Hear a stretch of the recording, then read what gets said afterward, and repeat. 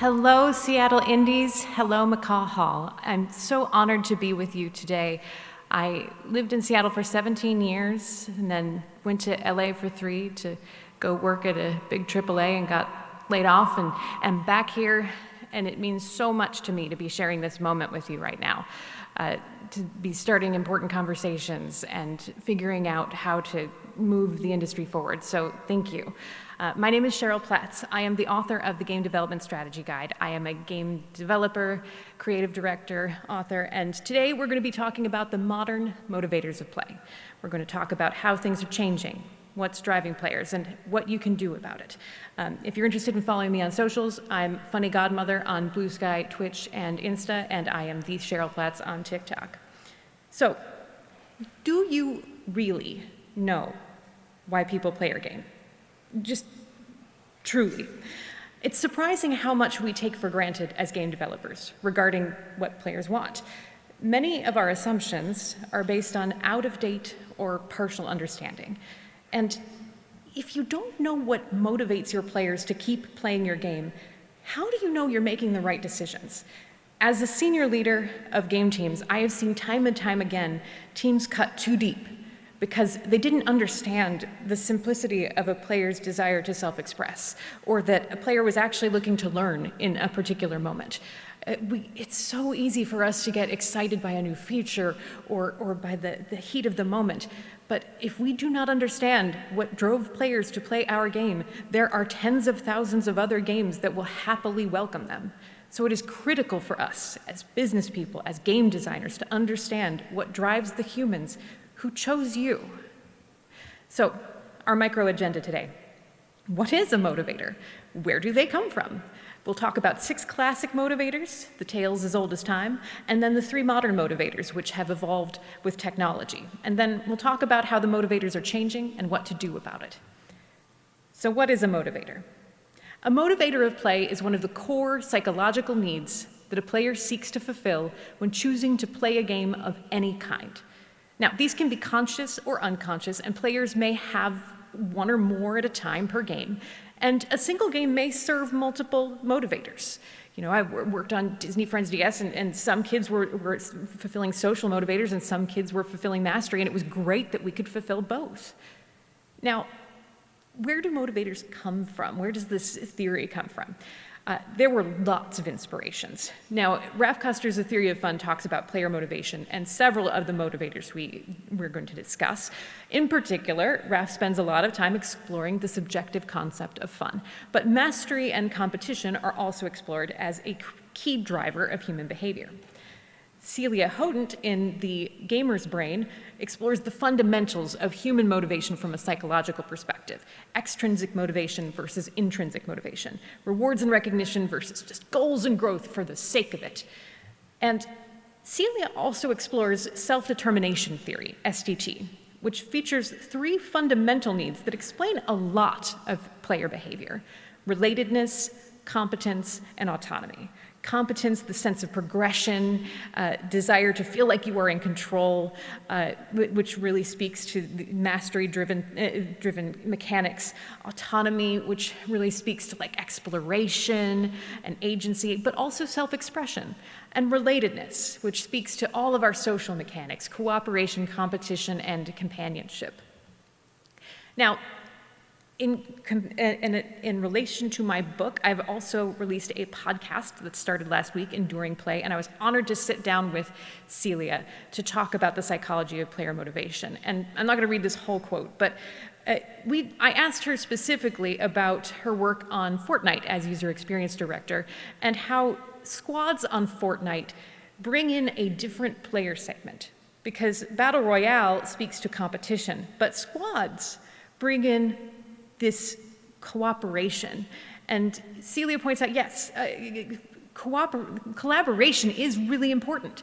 If you're playing in a squad, you can compete against other squads, but you are also cooperating within your own squad. So in this way, Fortnite is supporting multiple different motivators of play at the same time. Now, there are other theories out there. Richard Bartle's 1996 taxonomy of player types explored a character theory around preferred actions in game. One of the axes here is multiplayer versus world interaction, so basically multiplayer versus single player. And the other one is interaction versus unilateral action, which you can basically think of as happening to the world versus the world happening to you.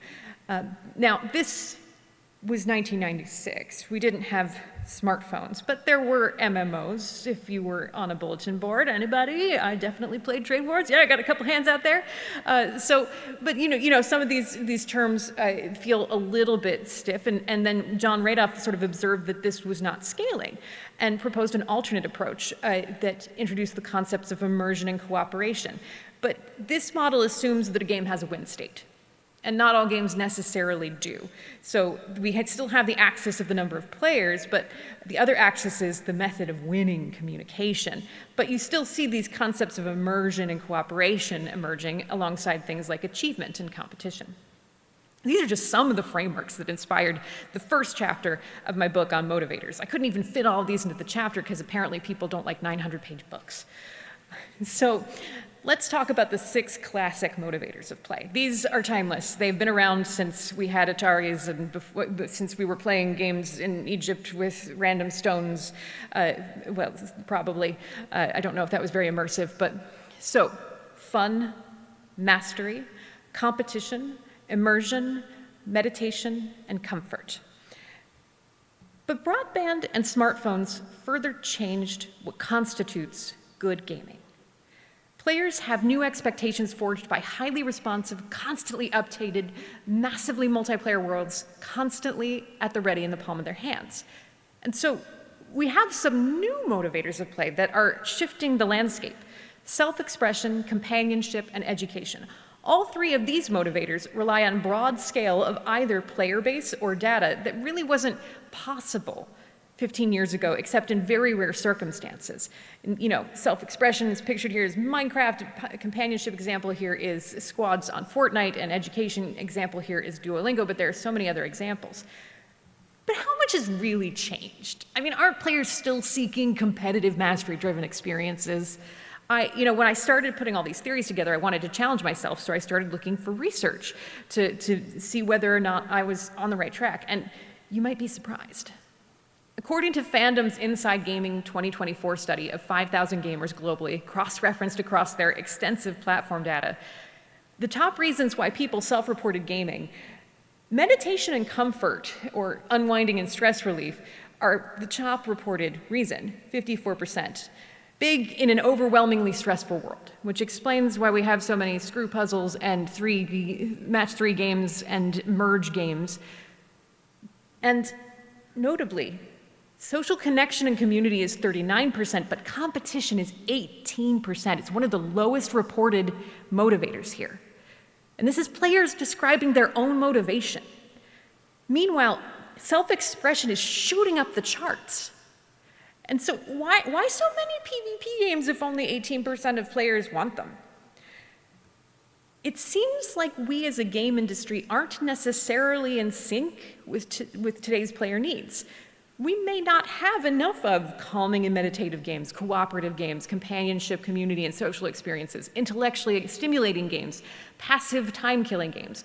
We may have a glut of competitive games, complex games, time-demanding games that want you to log in all the time, mastery-focused games.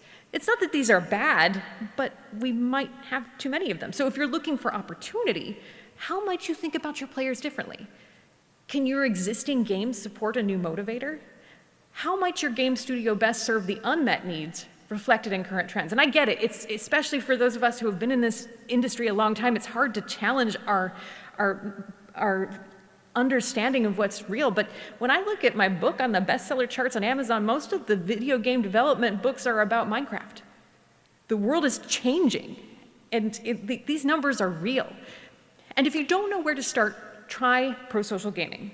The Thriving in Games Group is a consortium of passionate gamers from a variety of game studios, indie through AAA, who have come together to create free resources on crafting video games that encourage positive social interactions. And they've also partnered with the Sesame Workshop to bring these insights to kids. So digitalthrivingplaybook.org, totally free resource. It's amazing. Go use it. And if you like this topic, my podcast episode 2 with Carlos Figueiredo, who is the Director of Player Trust and Safety over at Minecraft, is also up your alley, and that dropped yesterday. Press record in your brain and keep these motivators handy. Use them as a razor when making game design decisions.